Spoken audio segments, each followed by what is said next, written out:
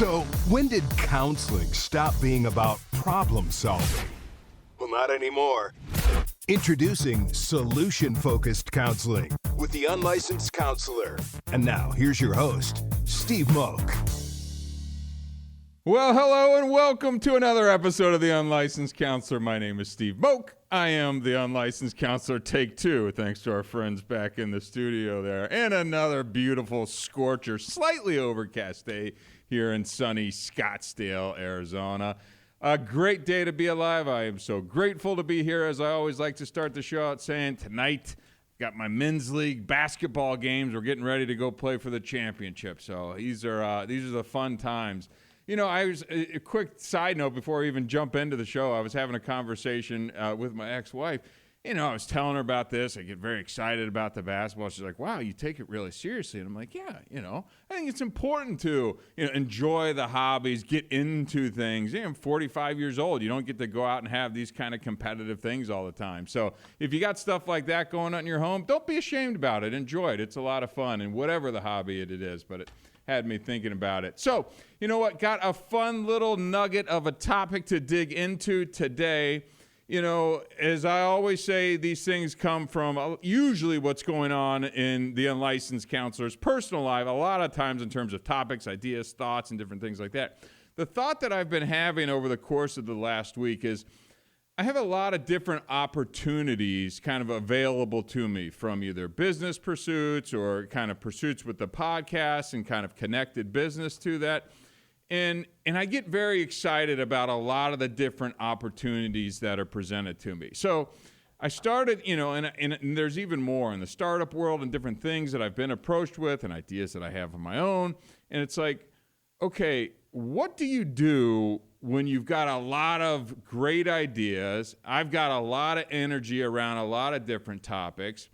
How do I make the best decision when you've got a lot of different possible avenues that you can pursue? So as I started to kind of think about this a little bit more, again, just personally, I thought, well, maybe this could really be a great way to kind of share some thoughts as I kind of evaluate what to do in my own personal life with my audience and the friends over on the podcast. So really the theme of the podcast today is when you've got to make decisions, when you've even got a lot of good choices that are available to you, how do you make the best one? How do you make the optimal, best decision choice for you? So I kind of broke it down into a little list, and I'm just going to run through some of those today. And maybe you've got career moves, having kids, job transfers, you're picking out of college, whatever it is, you've got a big decision, and maybe there's a lot of different options. You're buying a new house. Let's think about that as you're kind of hearing me talk right now, and then I'm going to mow down, some of my thoughts on how to help you navigate this and make the best decision as you're kind of going through this. And really, we'll do it together because I'm in the process of doing the same thing as well, too. But before we do that, I want to say a big thanks to our friends at BetterDrugTest.com. Look, they've been with us since day one. This is the industry leader in at-home drug and alcohol screening. If you need an at-home drug or alcohol test, go to BetterDrugTest.com. This is the one that the leading outpatient treatment centers tell their clients to get when they discharge from those primary care centers. Go to BetterDrugTest.com and pick up one of those tests.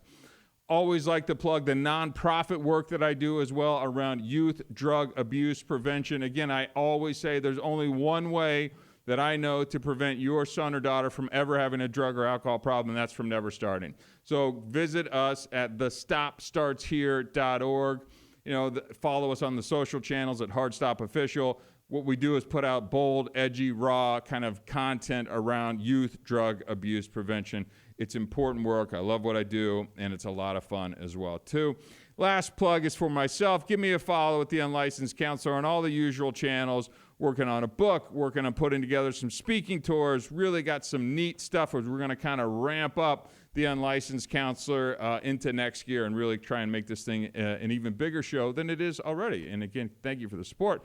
programming note, going to start to bring in some new guests. Got some friends that we've been reaching out to, some professionals from different areas that I think you as the audience might find interesting, because I sure think they're interesting people.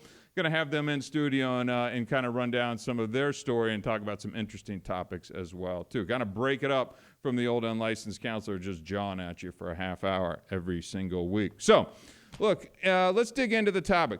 How do we make decisions when you've got a lot of good decisions or a lot of good possibilities that are out there? So you've got good stuff, and you really want to make sure that you're making the best decisions. So like I said, think about something that you've got going on. You're buying a house, a job transfer, you're having kids, you're getting married, whatever it is, looking at colleges. Think about what it is, and now maybe apply some of these things as you're kind of working through your own process and see if this helps land you at the best decision that you could possibly do.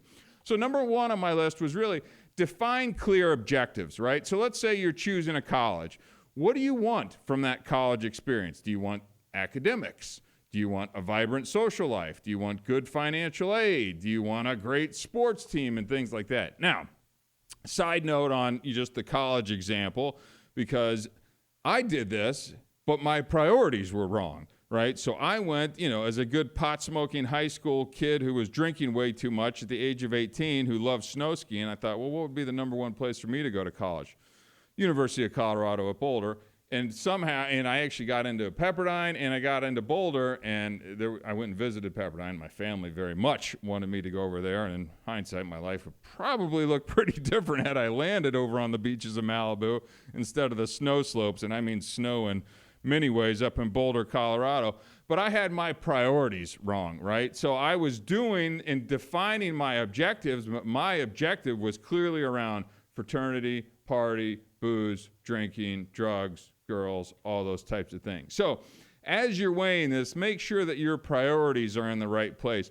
But definitely define what your clear objective is when you're kind of laying all these things out. I also encourage people, and this is, again, what I do as well, too, is to write a lot of this stuff down. I mean, literally, you can make lists of all these different things that I'm going to go over today, and you can look at them or use a whiteboard or make it in a spreadsheet or whatever the heck it is that helps you visually kind of lay all this out so that you can, again, find and get to the right best decision for you. So the second thing I had in terms of making this type of best decision would be gather all the relevant information that you need, right? So life example, you're researching a potential vacation destination, so this could be something fun. You got all these different places in the world, and people want to go to Hawaii, they want to go to Tahiti, do you want to go do a European trip or something more educational? So look into the weather, look into the activities, come up with a budget, find out if there's any travel restrictions and what you need for all that kind of stuff. So you make sure you want to gather all the relevant information. So, in the business world, maybe you're looking at potential suppliers. You need to gather pricing on data and inventory and delivery times and quality and things like that. So again, gathering all the information that you need, kind of that base level information. And again, be putting this on your list so that you can really lay these out and be able to objectively look over these things, and you're making a conscious, informed decision, not just kind of swinging by the seat of your pants, going with your gut kind of thing. Now, I think there's some value in your gut, don't get me wrong, but as we're trying to make the best decision, I think that we need to make sure that we're laying out all of the particulars, and I think it's a good idea, use a spreadsheet, use a piece of paper, use whatever it is, but something that you can visually kind of see all these things for. Now you're starting this process. Now let's set the criteria for the evaluation. So let's say maybe you're trying to, or you want to buy a new car. So it could be fuel efficiency, safety, features, cost. So again, you're gathering more of this information for you to lay into your list that now you're being very analytical around how you're starting to do these things, right? You're looking at every single piece of information, you're laying it out and weighing the pros and cons of these things. Now you're comparing things apples to apples, and you're able to actually go, okay, I have all the information in front of me. Now let's start to, make some smart decisions. Now that I've got the information, I've gathered it, right? Next up, weigh your options. So let's say you got a job offer, right? What are you looking at? Are you looking at the salary? Are you looking at work-life balance? Are you looking at work from home? What does the career growth look like? What does the company culture look like? How far is the drive from your house? I mean, really, I think one of the most important things is just making sure that you're taking into account all the information and all the options available to you. I don't think I really prioritize, and now that I've been working from home for the last couple of years, I really enjoy it. At first, I was kind of iffy on it. I'd been in an office for 20 years, and I was kind of trained that way. But as I looked at what my values are and the things that are important to me, I wanted to start to build my life in a more intentional way. And really and I don't have a problem with going into an office, but I like the flexibility that working from home gets me. That when I don't have a calls that I can get over to the gym. When I don't have to be actively on a project, I can spend some time with my daughter here and there. Now, that may mean I work to 9, 10, 11, midnight or something like that after my daughter goes to sleep sometimes.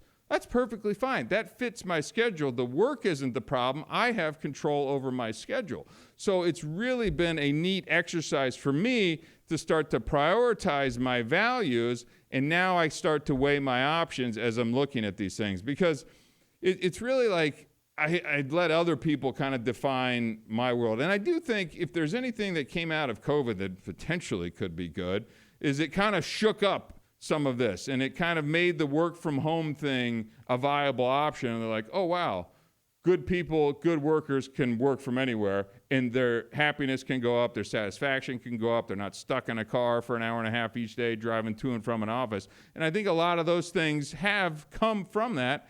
And for me, it opened my eyes, and I'm like, oh, wow. Now that I see that I can be an effective worker, I can get stuff done, I can provide for my family, I really enjoy kind of this flexibility that goes along with it.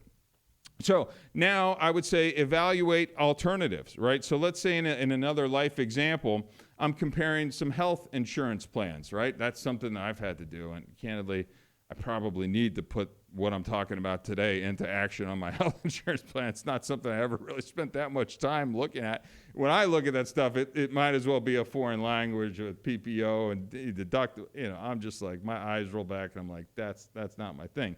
But now I've got a daughter. Now I've got other things to kind of be. When you work for yourself, it's a little different situation and how But look at the coverage details, look at the premiums, look at the out-of-pocket costs, look at the network providers, factor in what it looks like now having a daughter, working, self-employed and things like that.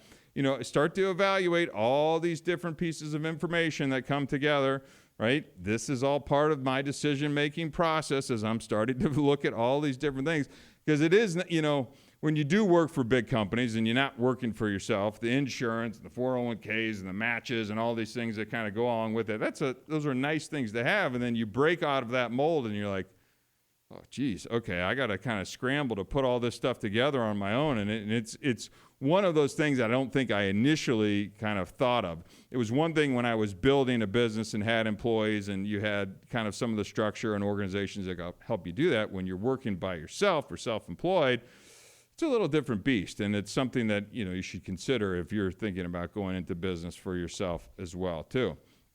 Now, next up, and this is an important one that I think when you're trying to make these decisions, is consult with others, right? So discussing with your family and friends, maybe you're moving to a new city, maybe you're going to take that new job or having kids, but really reach out to people who have maybe made similar decisions and what they weighed and how they made their decision, and really listen to them. Don't listen and just try and confirm what you want them to say or grab onto the piece of information that maybe supports what you want to hear. I believe the term for that is confirmation bias, where you're just like hearing what you want to hear out of the conversation. Discuss this with others, whatever the topic is that you're looking at doing, and listen.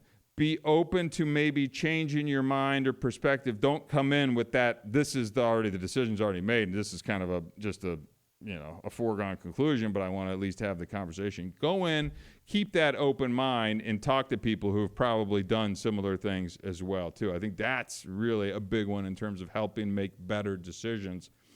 Another thing would be, test small and scale, if possible, right? If it's possible, let's say maybe you want to start a new hobby. right? Maybe you can take a short course or a workshop. Let's say maybe you want to start a podcast, but before you jump all the way into it, maybe you can be a guest on a podcast before and just learn in and see if that fits you. See if you're comfortable behind a mic or behind the camera and things like that. See if there's a way to kind of test whatever it is that you want to be doing before maybe necessarily jumping all into this. And that's a good way to see if that decision, and maybe the business that you want to start, you can start as a side business while you're still working full-time over here, and see if it's really what you think it's going to be.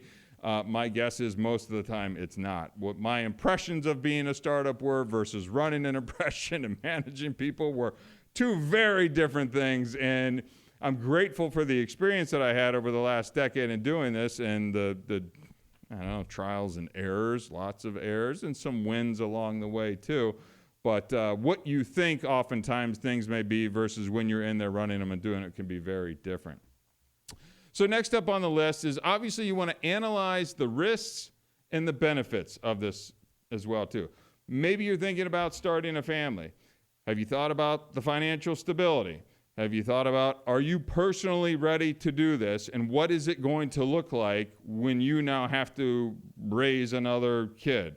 Is your marriage great? Do you have support system? Mom, dad, grandma, grandpa that are going to be able to help you? Are you going to be able to afford daycare? There is a million things that you need to think about. And on the kid front, I wouldn't say just go for it anyways, because you usually do figure it out. But there is a little bit of practicality in terms of, do I have the things kind of around me and in place to be able to do it? Because all of a sudden there is another living being that is dependent on you and you alone and your wife or your partner or whomever. So just think about that as you're starting to weigh some of these decisions. But I think he just used the idea of analyze the risks and the benefits of all of these things as well too, just in terms of decision-making, thinking process, right? And if you've got any of these decision-making tools, use a pro and con list. I'm a big list guy in general. I think all of the things that I've discussed so far should be thrown on a list under all the different possible decisions that you're making. I love the pros and cons list of just bullet pointing this stuff out there.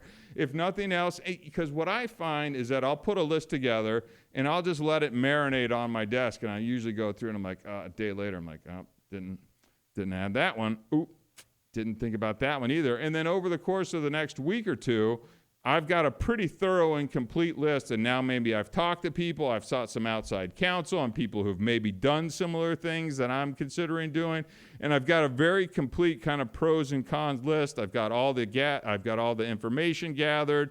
I've got everything in front of me that I at least can now make an informed decision. The other part of this, too, on the decision-making thing is let's not rush it. Give yourself some time.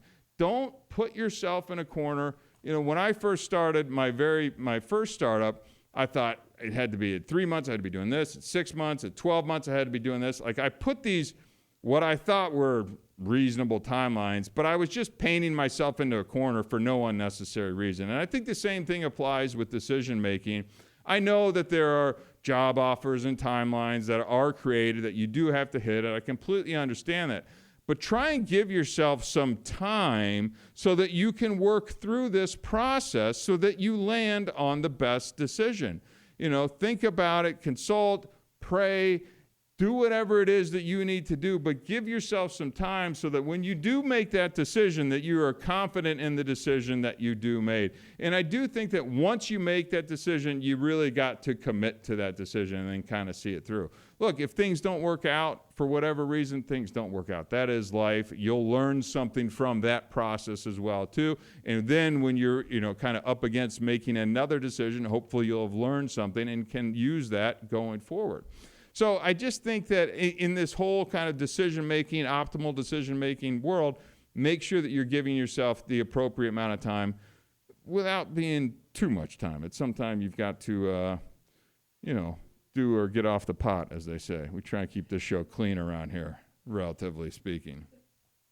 And last but not least, on kind of the things that I like to kind of do, once I've made the decision, let's make sure, however it works out, we review and reflect on that, right? So let's look at what worked. maybe this decision works out great. You get this job, promotion, you move to a new city, you meet your wife, you got kids, your life just goes, all dandy down the road. Great. Let's look at kind of some of the thinking and things that got you there so that when you're faced with new decisions that are big and important, that you can go, okay, I did this and that was successful. I thought about it this way. I put the list together and reflect on some of those decisions. I think ultimately as a person, and again, maybe they didn't go that great either.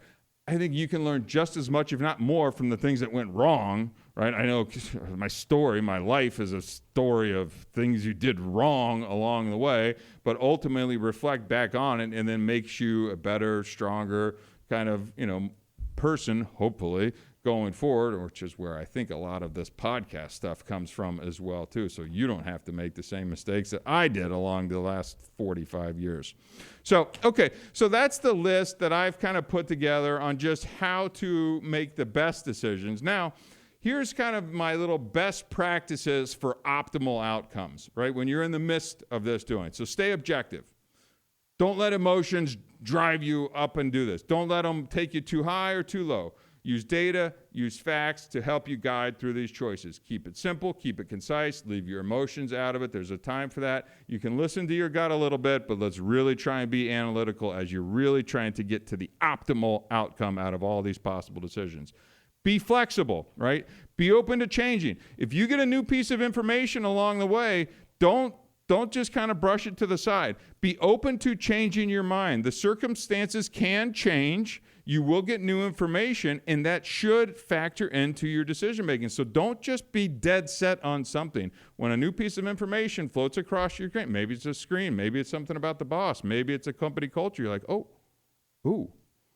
geez, that's a significant little thing that I didn't know about, right? We got to come in on every Saturday too, to do whatever it is. Like, be open, listen, factor that into your decision-making process. Prioritize some things. Not all of the decisions have equal weight, right? I think this is a really good one. Focus on the ones that align most with your long-term values. So not every little decision needs to go through this entire process. Some decisions you just go and live with whatever happens. Big ones. I'm talking big, life-changing, potential, life-altering type things. Those should be the ones that you're spending a little bit more time on and prioritizing those and making sure that you're really thinking and being intentional as you're working through on making the best decision for that as well, too.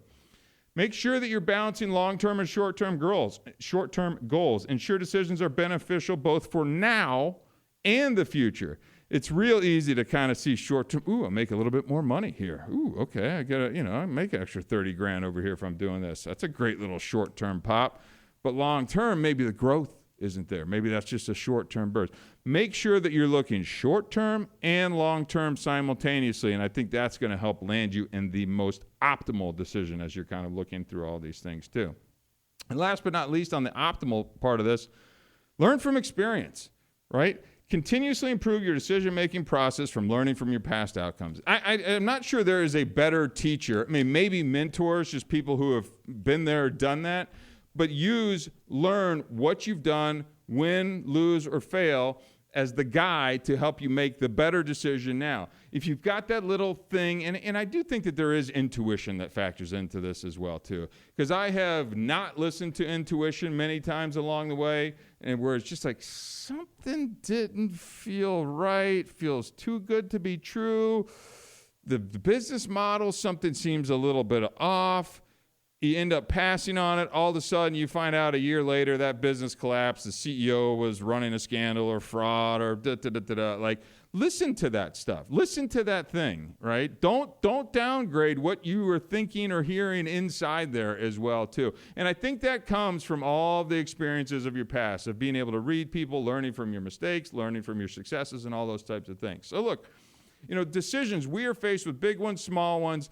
This episode is really designed to kind of help you zone in on what those bigger ones in your life are. How can you think a little bit more analytical? How can I push aside all the emotional stuff so that I'm not just kind of blinded by that? Make sure that you're talking to trusted people, learning from your mistakes, making sure you're gathering all the relevant information. Lay all that information out and give yourself some time to really do that. Consult other people and get outside opinions and be open to listening if something changes your mind as well, too. I think those are really, if you take anything away, that's the most important stuff that's going to help you take whatever decision that you're sitting here that this is hitting your ears today and land you at the best possible spot. And you know what else? And I'll just close the show on this.